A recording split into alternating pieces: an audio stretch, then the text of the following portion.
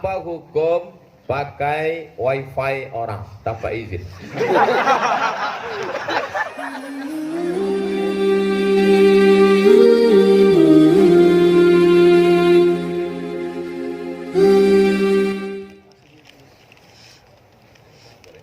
Bismillahirrahmanirrahim. Assalamualaikum warahmatullahi wabarakatuh. Nama saya Idris Iskandar, asal dari Sukabumi, Jawa Barat. Langsung pertanyaannya. Tentang pemaparan tadi banyak yang saya dapatkan. Cuma yang ingin saya dapatkan adalah tolong wasiatkan kepada kami bagaimana cara agar kami lebih ridho dan ikhlas ketika kita sudah sampai pada titik ikhlas tersebut. Syukran. Assalamualaikum warahmatullahi wabarakatuh. Silakan Pak. Kalau antum mengalami hidup sudah usaha mentok ke tembok, tidak ada lagi jalan, maka pergilah ambil air wudhu. Habis itu menghadaplah ke kiblat, sholat sunat. Sholat sunat wudhu. Kalau kebetulan pagi sholat sunat duha. Kalau malam sholat sunat tahajud. Sholat sunat hajat tak ada waktunya, unlimited. Habis itu bacalah Quran. Bicara sama orang yang kira-kira meringankan beban. Karena ada juga kita bicara sama orang sebelum kita jumpa sama dia pusing kepala kita. Setelah berjumpa makin pusing. Nah, orang-orang macam itu tak usah. Karena dia tidak menyelesaikan masalah, menambah masalah. Nah, jadi carilah orang-orang yang bisa menolong kita. Kun ma'allah. Hendaklah kau bersama dengan Allah. Ilam takun ma'allah, fakun man ma'allah. Kalau kau tak bisa bersama dengan Allah, bersama dengan orang. Kalau kau jumpa dengan dia, kau ingat pada Allah. Ada orang-orang itu kalau kau lihat wajahnya, kau ingat Allah. Ada orang itu kalau dia ngomong, kau ingat Allah. Karena sekarang kawan ini kita ingat muka dia, terbayang utangnya belum bayar. Saya jawab langsung. Sebagai tulab syar'i di Sudan, maksudnya pelajar agama Islam, kewajiban kita adalah dakwah. Bagaimana jika keluarga kita sendiri awam, jauh dari Allah? Mana yang lebih utama? Pertama, kita dakwahkan umat atau ke keluarga dekat. Wa anzir ashiratakal aqrabin. Maka Nabi mengumpulkan di antaranya paman-pamannya Abu Lahab. Alihadza jama'atana ya Muhammad, kata Abu Lahab. Oleh sebab itu, maka kalau antum sanggup, antum sampaikan. Kalau antum tak sampaikan, antum kirimkan saja videonya. Video Ustadz Adi Hidayat, video Ustadz Yahya Walone, video A.A. Gib. Kalau orang tua antum tak mau menonton video saya. Bagaimana cara meredam rasa khawatir belum siap untuk balik kampung karena merasa kurang ilmu? Ini banyak kawan saya gini. Asal hari Jumat datang ke kota provinsi. Lama-lama kita curiga, kenapa setiap hari Jumat dia datang? Rupanya ngelak khutbah Jumat. Dulu, ini jadi akibatnya tidak latihan. Jadi sekarang antum mudah latihan. Sekarang kan ada handphone. Antum bisa bicara sendiri, latihan ceramah. Antum letakkan, antum ngomong sendiri. Assalamualaikum warahmatullahi wabarakatuh. Hai guys. Dimanapun berada. Lupa deh di mana kita harus rela nih menerima hidup. Buat 1 menit, masukkan ke Instagram. Coba lihat, pas kita sangka kita ngomong udah bagus betul, pas tengok rupanya leher mereng. Oleh sebab itu maka beda zaman kami dulu. Gak ada. Saya 4 tahun di Mesir tak pernah ceramah. 2 tahun di Maroko, kebetulan saya aktif di PPI bagian tukang nyusun ceramah. Saya tak pernah ceramah. Makanya pas saya pulang, video viral, kawan-kawan saya nanya, kok bisa ceramah Mat gitu? Kau aja tak tahu gitu saya. Jadi sebetulnya ini jam tayang sama jam terbang ini makin lama-lama latihan. Dulu saya pertama pulang, disuruh kultum 7 menit, saya tengok macam tak bergerak jam tuh, macam mati jam. Iya Pak Dus. Diminta saya kultum 7 menit. Lawannya. Sekarang 1 jam sampai muak orang. Nah, jadi antum banyak-banyak aja latihan. Mohon kepada Allah SWT. Saya ilmu ceramah ini tak ada. Jadi kalau ditanya orang, Ustadz tolong nanti datang ke kampus kami, ajarkan tentang teori bagaimana ceramah. Saya tak ada ilmu. Nah, Jadi ada kawan-kawan kita yang punya pelatihan public speaking. Orang public speaking itu ngomongnya macam saya, teratur. Salam itu mata dari ujung. Assalamualaikum warahmatullahi. Capek lah gitu. Saya ini Ustaz Nasib aja gitu. Jadi antum tak usah terlalu khawatir. Ketika nanti antum sudah pulang kampung, di depan antum itu Pak RT, Pak RW, Pak Kadus, Pak Kades, Pak Lurah, semuanya itu hamba Allah. Jantungnya itu dalam genggaman Allah. Kalau mati kata Allah, mati dia. Tapi jangan antum bilang begitu.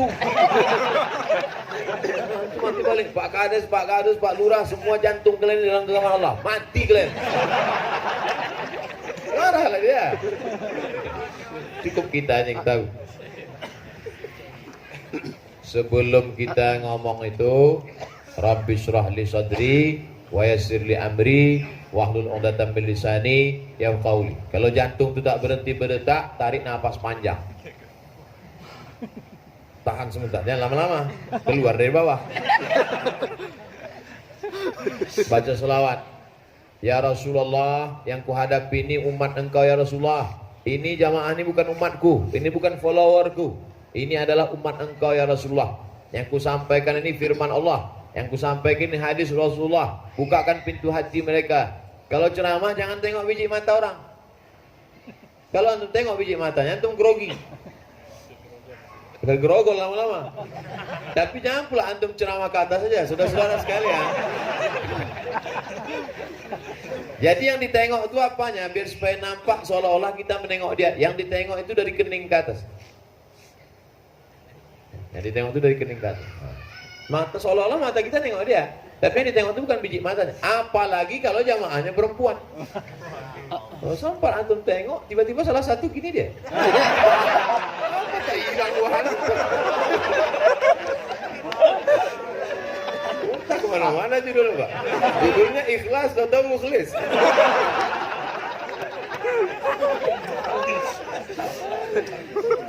Kulo disuruh memilih lebih baik mana, membahagiakan orang tua dulu atau menikah, terutama perempuan.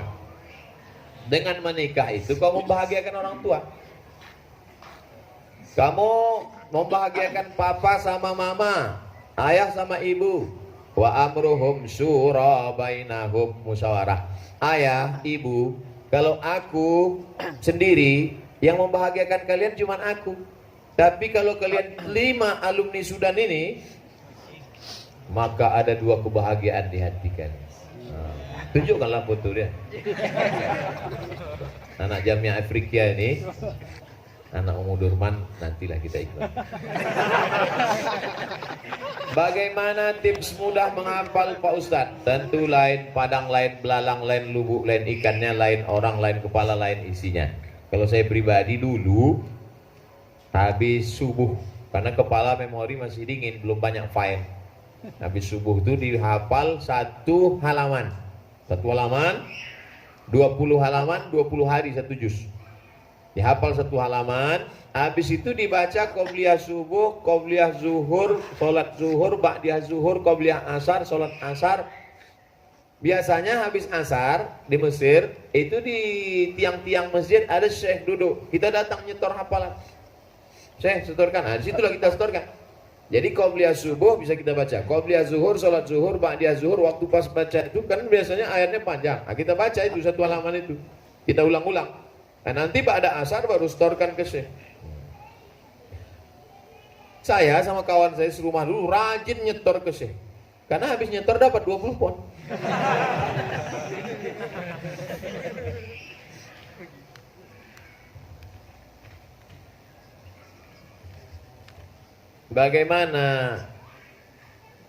Bagaimana esensi khauf, takut kepada Allah Subhanahu wa ta'ala.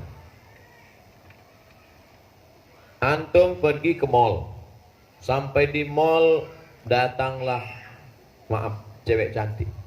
Dijatuhkannya kertas. Gulung-gulungnya kertas, jatuhkan. Antum tengok nomor. Begitu antum tengok, antum robek-robek, antum campakkan ke tong sampah. Nah, itu khauf. Antum pulang ke rumah, antum cerita sama kawan. Tadi aku di mall, ada nomor uang. Orang dulu nyebut khauf, orang sekarang bilang bodoh, goblok. Pegawai kantor gubernur dibawakan satu koper duit. Anak dia kuliah di Australia. Datanglah orang mau ambil proyek. Jamaah nih cerita true story, kisah nyata. Kami bawakan sekoper duit Pak Ustadz. Kami bilang, anak kau lagi kuliah di Australia perlu dolar kan? Ini kami bawa. Apa kata dia? Aku tak mau kasih anakku duit haram. Itu khauf. Dulu itu disebut khauf. Sekarang sebut goblok. Tapi ini haram. Iya, memang ini haram. Kita bawa aja umroh. Nangis kita di pintu Ka'bah, selesai. Ya Rob. Pandai pula dia cara memutihkannya. Money laundry. Menurut Ustadz, ketika kita mengeluh pada ketentuan Allah sedangkan terjadi hukumnya bagaimana Pak Ustadz? Orang yang mengadu kepada manusia tentang ujian Allah, maka dia sedang mengadukan Khalik kepada makhluk. Begitu kata Syekh Abdul Wahab Sya'rani dalam kitab Tanbihul Mu'tarin.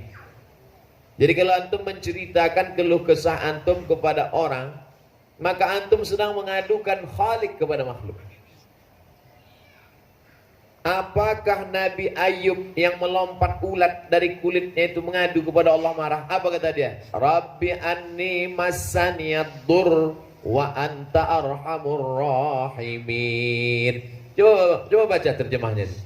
Ada dia yang mengatakan, ya Allah, aku sudah tak tahan dari dahulu. Mati kambingnya, mati ontanya, mati sapinya, mati ternaknya, mati kurmanya, mati anggurnya. Dia cuma minta satu. Rabbi anni massaniyad-dur wa anta arhamur rahimin. Itu saja permintaan dia. Lalu apa kata Allah? Urkut birijlika, tumitmu kau gesekkan ke pasir, maka keluarlah air mughtasalun baridun, kau mandi dengan air sejuk itu, sehat. Jadi bukan berarti saya menyalahkan orang yang mengeluh mengadu kepada Allah Ta'ala. Jadi tauhid akidah diluruskan.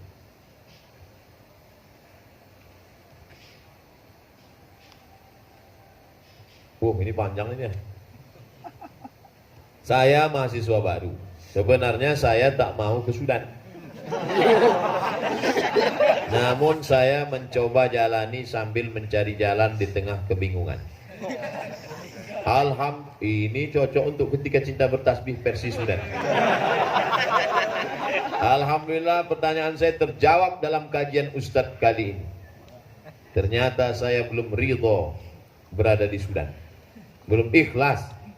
Saya ingin belajar untuk lebih ridho dan ikhlas. Mohon doanya Pak Ustadz. Nanti di akhir majelis kita doakan semua yang belum ridho. Bagaimana dengan teman-teman saya yang berada pada posisi seperti saya? Mereka terus mencari. Bagaimana jika mereka tak bertemu dengan jawaban pertanyaan hidup mereka dan menyalahkan takdir? Rasakanlah sendiri. Sudahlah, akhirat tak dapat, dunia tak dapat, syukur tak dapat, akhirnya hidup hanya mencaci maki Tuhan, mengutuk nasib, caci maki Tuhan, mengutuk nasib, lupa nengok kiri kanan, tabrak mobil, mampus. Kasar sekali Ustaz ngomong. Dia aja kasar kepada Allah SWT. Maka kita tidak akan pernah bersyukur kalau tidak pernah ridho. Pulang kok ke Jakarta, tengok anak kecil yang jual koran di lampu merah untuk membiayai pampers adiknya yang sedang demam di rumah. Kamu sudah sampai ke Sudan tak bersyukur? La ilaha illallah Muhammad Rasulullah. Tak juga bersyukur setelah mendengar ceramah ini, masuk kamar mandi, minum mama lemon. Buih-buih mulutmu.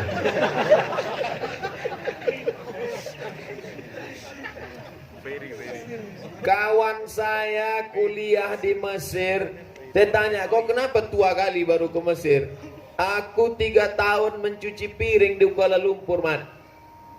3 tahun cuci piring di Kuala Lumpur, kerja part time, ngumpul duit untuk ongkos biaya hidup. Setelah dapat duit baru kuliah. Ini sudah sampai ke Sudan, masih juga lagi mengutuk nasib. Allah. Cocoknya dikirim ke Uyghur menggantikan orang ini. Jadi sate orang RRC. Saya punya teman Ustaz, mereka sama-sama hafiz, tapi mereka pacaran. Bagaimana cara paling efektif untuk menasihati mereka? Apakah langsung to the point aja atau bagaimana Pak Ustaz? Kalian jangan pacaran. Habis-habis kurang ajar. Atamuruna nasa bil birri wa antum tatslunal kitab. Kalian yang menghafal Alkitab, kalian yang hafal Quran, isi kepala kalian Quran, tapi kalian menginjak-injak isi Quran. Rubbatalil Quran wal Quranu yal'anuh. Berapa banyak orang hafal Quran, baca Quran, tapi lebih dulu dilaknat oleh Quran. Like and share.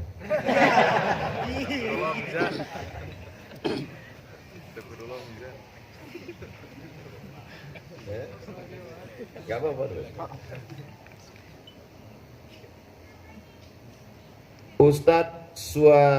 Semoga Ustadz dilindungi Allah. Bagaimana kita mengetahui doa di dalam nikmat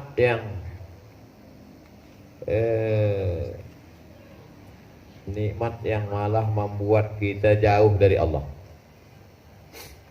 Kalau antum punya duit, dengan punya duit itu antum bisa beribadah, duit itu namanya nikmat. Tapi kalau antum punya duit, justru dengan duit itu buat dosa, namanya istidraj. Kalau antum punya mobil, nanti pulang dengan mobil itu antum beribadah, itu namanya nikmat. Tapi kalau dengan punya itu justru makin jauh dari Allah, namanya istidraj. Istidraj artinya azab yang tertunda. Nikmat, laknat berbaju nikmat. Nauzubillah.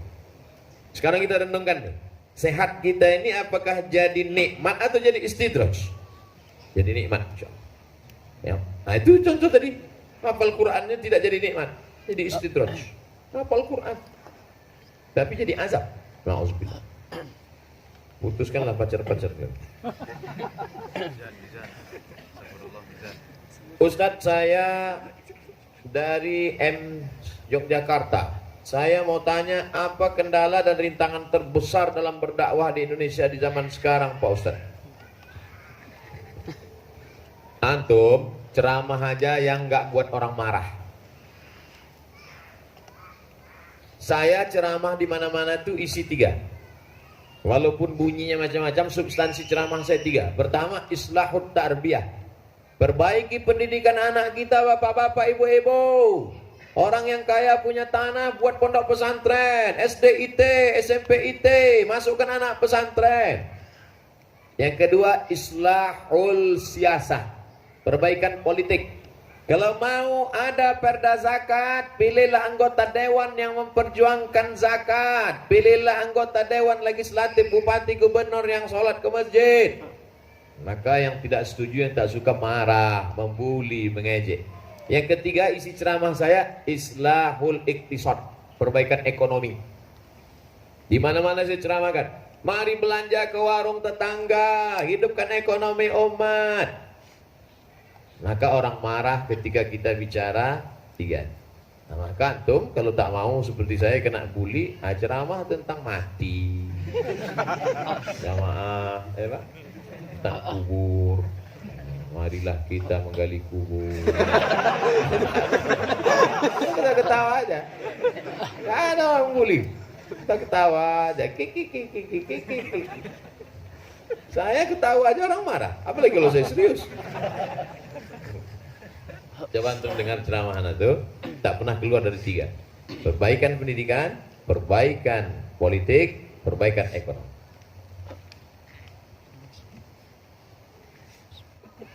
Apa hukum pakai wifi orang tanpa izin?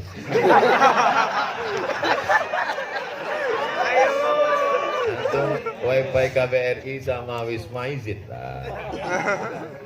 Free, free lah. Itu saya mancing Pak Dubes. Udah free pakai lah. Jangan. Man ghasyana falaysa minna. Siapa yang ghish, menipu, bukan umat Muhammad SAW. Suatu ketika sholat kaki kanan sakit. Apakah pas duduk tasyahud boleh diganti dengan kaki kiri, Pak Ustadz? Tak perlu diganti. Ad-darurat tubihul mahzurat. Duduk aja macam biasa. Tak perlu main ganti, kalau ini ganti sama macam tasyahud. Kalau tak bisa ini, berat ini. Berpikir sip-sipan. Cuma tak bisa kaki duduk macam biasa, tak bisa duduk di atas kursi. Tapi dari awalnya itu berdiri, Allahu Akbar, bukan dari awal itu duduk.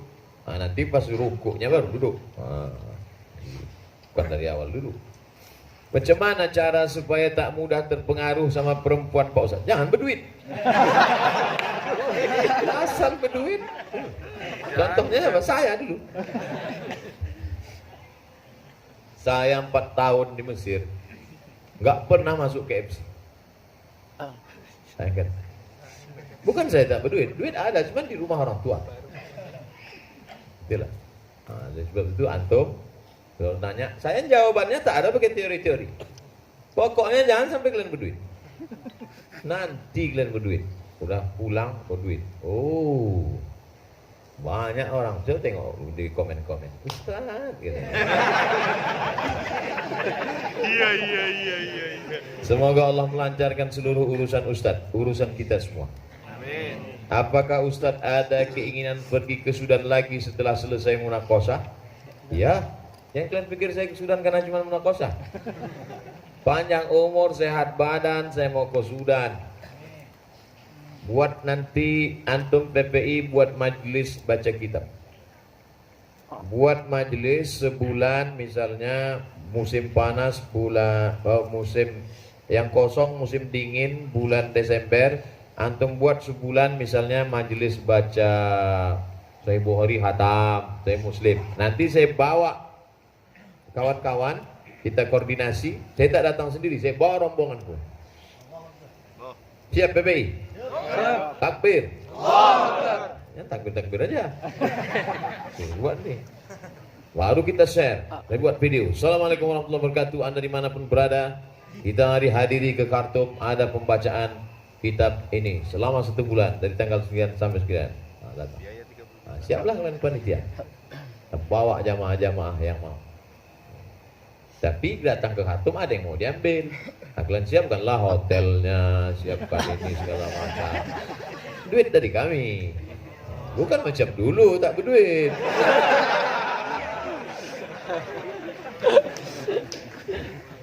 Maksud saya itu datang kemarin itu ada target yang mau diambil. Hatam kita ini, hatam. Desember tahun ini kitab ini. Desember tahun ini kitab ini. Desember tahun ini kitab ini. Ijazah. Insyaallah datang. Jadi orang kalau sebut Sudan jangan main-main sama anak Sudan. Mereka itu kitabnya khatam, talaqqinya khatam, detailnya S1, S2, S3. Entrepreneurship-nya lagi, bisnisnya lagi, pandai buat telur dadar.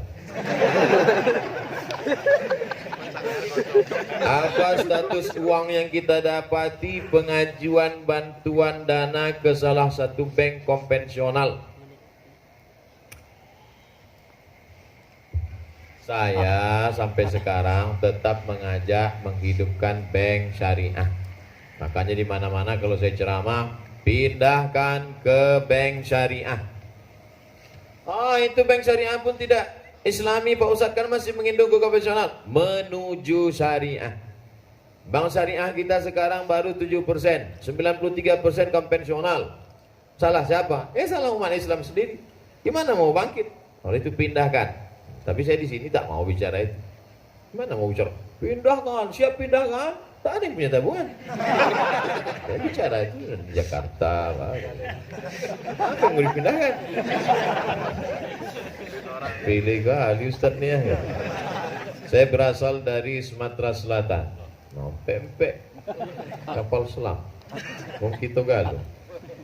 Saya tidak ingin bertanya Pak Ustaz, tapi saya ingin mendoakan Ustaz, semoga Allah menjaga dan mudahkan urusan Ustaz. Amin. Uhibbuka fillah, ahabbakallahu fima ahbabtan.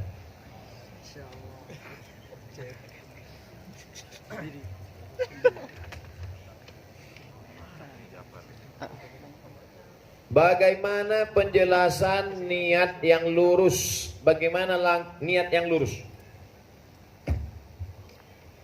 Ada dulu ulama dari Mesir, kata dia antara niat lurus itu sama dengan ilmu dengan ijazah, wajah dengan cinta. Jadi kalau ada orang mengatakan, saya menuntut ilmu ini Pak Ustadz lillah, tapi dia ngurus ijazah. Tapi kau bilang menuntut ilmu karena Allah, kenapa kau ngurus ijazah? Nah, maka itu adalah bagian dari ikhtiar. Sama juga dengan orang nikah, saya nikahi dia Pak Ustadz lillah, tapi sebelum nikah tengoknya juga wajahnya. Kalau memang betul kau lillah, nikahlah sama nenek-nenek. Nah, jadi artinya apa? Itu bagian dari usaha. Jadi kalau antum sebelum nikah antum tengok wajah perempuan itu tidak merusak ketulusan, keikhlasan cinta antum. Begitu juga kalau antum sibuk mengurus ijazah S1, S2, S3, itu tidak merusak niat untuk ilmu. Yang tak betul itu mengurus ijazah sampai tidak berilmu. Nah, itu yang tak betul. Antum tetap belajar, hafal Quran, baca, ijazah tetap diurus, tidak merusak.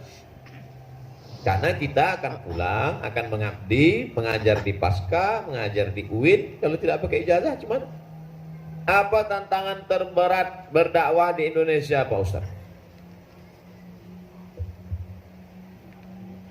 Musuh banyak, liberal, sekuler. Orang menyebarkan agamanya ke tempat orang yang sudah beragama. Pokoknya antum tontonlah video, antum tengok bully membuli. Kenapa orang marah? Karena terganggu periuk belangan, terganggu kepentingan pribadi, kepentingan partai, kepentingan golongan, kepentingan. Tapi kita tak perlu takut itu, karena hidup ini singkat. Apa yang saya alami tak ada apa-apanya dibanding Buya Hamka 4 tahun dalam penjara. Waktu keluar Buya Hamka pengamuk-ngamuk, dia enggak. Buya, kata Buya Hamka, kalau aku tidak masuk dulu tak selesai tafsir Al-Azhar. Tengok Buya Hamka berlapang dada. Disolatkannya pula orang yang memenjarakan dia. Dia menyolatkannya. Wah, heboh ulama lain. Kenapa Buya Hamka mau menyolatkan? Kata Buya Hamka, kenapa mesti marah? Kalau dia tak penjarakan saya, tak selesai tafsir Al-Azhar. Begitu halusnya hati Buya Hamka. Makanya Buya Hamka itu doktornya 3. Doktor dari Sutomo Beragama, Universiti Kebangsaan Malaysia UKM, Al-Azhar Kairo. 3 hadiah doktor, tak pernah kuliah. Saya kuliah belum doktor-doktor. Tapi andai saya lah pada posisi Buya Hamka, misalnya na'udzubillah nih, dipenjarakan orang saya, habis itu dimintanya saya menyolatkan jenazahnya, tak mau saya. Ustadz, tolonglah solatkan jenazah. Kau cari ustadz lain. Saya orangnya pendendam. Tempat saya menyolat ke situ lain doanya, Allahumma firlahu.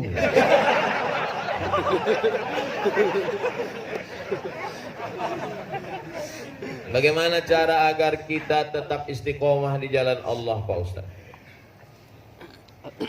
Ya ayyuhalladzina amanu. Pertama syaratnya percaya kepada Allah. Yang kedua, wa kunu ma'as-shadiqin, bersama orangnya. Pertama antum percaya pada Allah, tapi kawan antum tak shadiq, tak bisa antum istiqomah. Ya ayyuhalladzina amanu taqullah, bersama dengan beriman kepada Allah, wa kunu ma'as-shadiqin. Makanya alhamdulillah bersyukur kita. Alhamdulillah Pak Dubes, KBRI, Wisma dibuka pintu untuk pengajian. Ini termasuk dalam rangka wa kunu ma'as-shadiqin. Dibuatkan pelatihan entrepreneur supaya kita tidak hanya pulang pandai baca kitab buka pesantren, tapi nanti pulang punya tanah, bisa pula di depan pesantren itu punya ruko, buka warung entrepreneurship, sehingga kita tidak didikti orang, tidak dijengkali orang, karena bisa independen dalam bidang ekonomi. Mudah-mudahan apa yang dipelajari di sini dikembangkan nanti di tanah air, insyaallah. Amin. Allah berfirman kepada malaikat, aku ingin menjadikan khalifah di muka bumi. Khalifah itu berarti kan pengganti, Pak Ustaz. Inni ja'ilum fil ardi khalifah. Aku ingin menjadikan di muka bumi ini pengganti. Abu Bakar itu disebut khalifah karena dia pengganti, menggantikan Nabi. Bukan sebagai Nabi, tapi sebagai pemimpin. Saya kalau nggak bisa datang, misalnya saya Syekh Mursyid Tarekat, saya tak bisa datang, maka saya utus murid saya itu disebut dengan khalifah. Apakah sebelum kita ini manusia ini ada orang di dunia ini? Ada. Siapa itu? Itulah yang disebut dalam Quran. Kalau disebut kita pasti dia duluan. Wa ma khalaqtul jinna wal insa illa liya'budun. Qul la in ijtama'atil jinnu wal insu. Ya, jadi kita ini menggantikan siapa? Menggantikan jin. Tentu yang digantikan itu marah. Dia marah sama kita. Itulah maka dia goda kita. Tengok dalam surah Al-Kahfi. Wa kana minal jinni fa fasaqa an amri rabbih. Dia berasal dari kalangan jin. Namanya Azazil. Bangsanya bangsa jin. Khalaqtani min nar. Kau ciptakan aku dari api. Tapi karena dia melawan Allah, putus asa dia dari Allah. Orang yang putus asa itu disebut dengan iblis. Ablasa yublisu iblis, artinya putus asa. Bahasa kampung kami hopeless. Hop harapan, less tak ada, hopeless tak ada harapan. Jadi kalau ada malah mahasiswa gayanya letoy aja tak ada harapan. Nah, itu hopeless tuh. Kok tengok gaya gue macam hopeless. Bagaimana hukum mewarnai rambut? Waktu Nabi tahun ke-8 hijrah dengan Abu Bakar Siddiq masuk ke kota Makkah, ini pertanyaan terakhir. Sampai di situ ayah Abu Bakar itu namanya Abu Quhafah, jenggotnya putih, jambangnya putih, rambutnya putih. Kata Nabi SAW, celup. Maka diceluplah rambutnya sama jenggotnya pakai daun inai. Kalau kata orang Jawa, daun pacar. Di Makkah itu banyak dijual di tepung. Di Sudan ada jual tepung. Tepung inai. Jadi dikasih pakai air, pakai sisir ke rambut, diikat pakai kain. Nah besok berubah jadi warna mahogani. Jadi anak funk. Tapi kata Nabi jangan nibus sawat. Hindari warna hitam. Tak boleh pakai warna hitam. Tapi kata Syekh Atiyah Saqar dalam Fatwa Al-Azhar, boleh pakai warna hitam kalau tidak ada unsur tipu. Contohnya waktu perang. Waktu perang boleh pakai warna hitam. Makanya pasukan Nabi yang tua-tua itu pakai hitam. Ditengok musuh, wah udah muda tentaranya. Padahal atu-atu. Tapi waktu mau nikah tak boleh. Yang kalian umur 70 pakai hitam. Sebulan nampak pangkal putih. Nah, itu menipu namanya. Wan ghasyana falaysa minna. Yang menipu bukan golongan kami. Apa hukum memanjangkan rambut Pak Ustaz? Kata Syekh Usamah Mansi, Nabi di Makkah itu kan panas. Itu kulit kepala itu kalau masuk panas gak kuat ini. Maka Nabi itu kulit kepalanya ditutupi 3. Yang pertama rambut. Rambut Nabi itu dari depan ini panjang sampai ke tengkuk. Jadi rambut Nabi itu panjang sampai ke tengkuk. Motongnya rata di sini. Nah. Pertama tutup rambut. Habis itu kolan suah.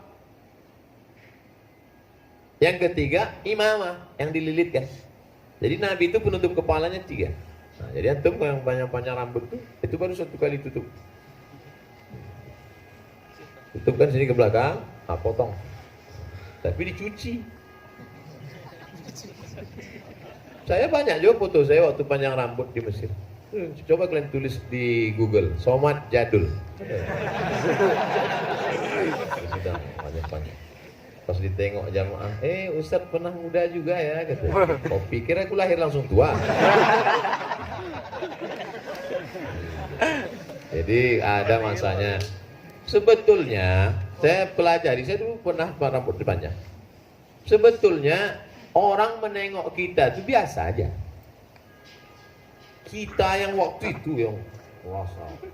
Orang nengok biasa aja. Kita aja waktu itu marah.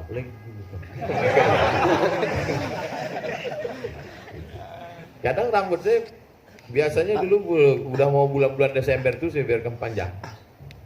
Karena setiap bulan Januari saya pergi umroh, insya Allah. Termasuk ini nanti tanggal 7 pergi umroh. Ustaz kok rambutnya panjang, Ustaz kok gondrong? Kata saya bilang, di Makkah itu kan pangkas 15 rial. Masa pendek 15 rial? Rugilah. Biarkan panjang. Nah jadi kalau panjang dijaga kebersihannya sampai ke sini. Tapi Nabi itu ada fungsinya. Dan Nabi kalau dia umroh, waktu di Mina pas potong rambut itu dibagi-bagi. Rambut Nabi itu dibagi-bagi di Mina kepada sahabat untuk tabaruk, ngambil barokah. Makanya suatu ketika Khalid bin Walid kehilangan pecinya, Mana peci saya, mana kolan suah, kata Khalid bin Walid. Sahabat bilang, ngapain pusing peci hilang? Kata Khalid bin Walid, bukan pecinya. Di dalam peci itu ada kusimpan rambut Nabi Muhammad sallallahu alaihi wasallam. Itu yang dapat saya sampaikan.